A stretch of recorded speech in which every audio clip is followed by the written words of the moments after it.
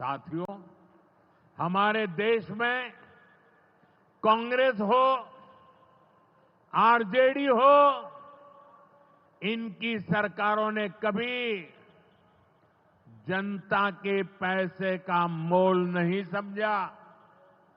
इनके लिए जनता के पैसे का मतलब रहा है खुद की तिजोरी भरना।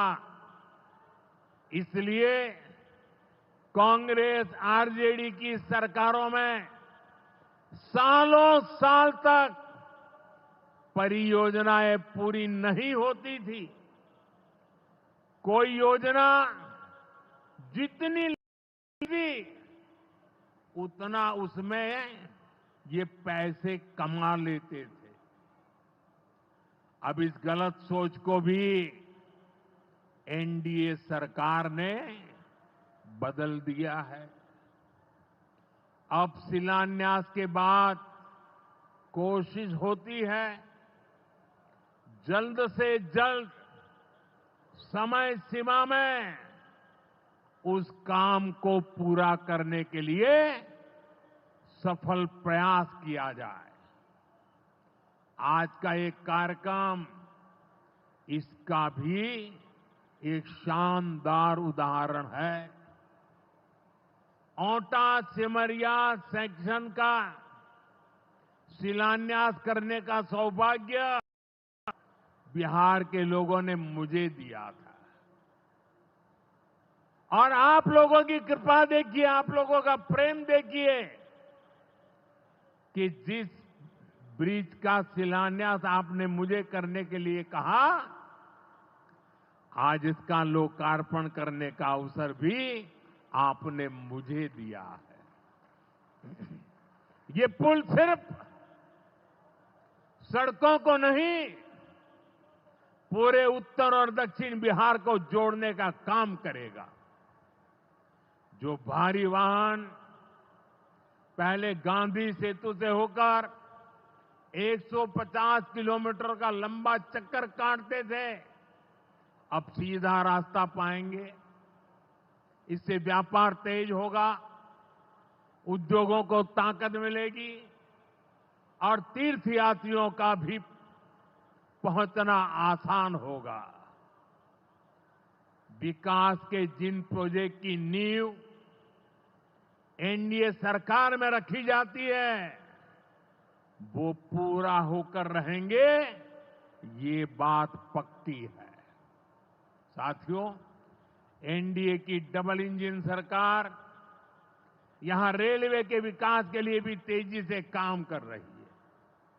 अमृत भारत स्टेशन योजना के तहत गयाजी रेलवे स्टेशन को आधुनिक बनाया जा रहा है। इससे गयाजी रेलवे स्टेशन पर यात्रियों को एयरपोर्ट जैसी सुविधाएं मिलेगी।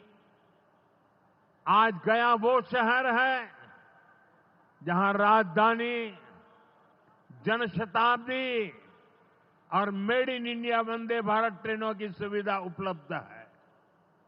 गया जी, सासाराम, प्रयागराज, कानपुर होते हुए दिल्ली तक सीधा कनेक्शन बिहार के युवाओं को, यहां के किसानों को, यहां के व्यापारियों के लिए नई संभावनाएं बना रहा है।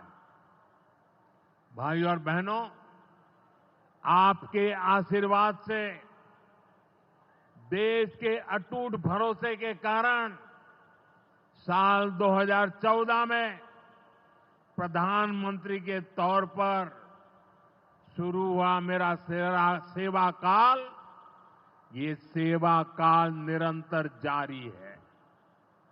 इतने वर्षों में हमारी सरकार पर भ्रष्टाचार का एक भी दाग नहीं लगा। जबकि आजादी के बाद कांग्रेस की सरकारें जो 60-65 साल तक सरकार में रही है, उनके भ्रष्टाचार की लंबी लिस्ट है। आरजेडी का भ्रष्टाचार तो बिहार का बच्चा बच्चा जानता है। मेरा साफ मानना है कि भ्रष्टाचार के विरुद्ध लड़ाई को अगर अंजाम तक पहुंचाना है तो कोई भी कार्रवाई के दायरे से बाहर नहीं होना चाहिए। आप सोचिए, आज कानून है कि अगर किसी छोटे सरकारी कर्मचारी को 50 घंटे तक हिरासत में रख दिया तो अपने आप वो सस्पेंड हो जाता है। ड्राइवर हो, छोटा क्लार्क हो, प्यून हो, उसकी जिंदगी हमेशा हमेशा के लिए तबाह हो जाती है। लेकिन अगर कोई मुख्यमंत्री है, कोई मंत्री है, कोई प्रधानमंत्री है, तो वो जेल में रह करके भी सत्ता का सुख पा सकता है। ये कैसे हो सकता है?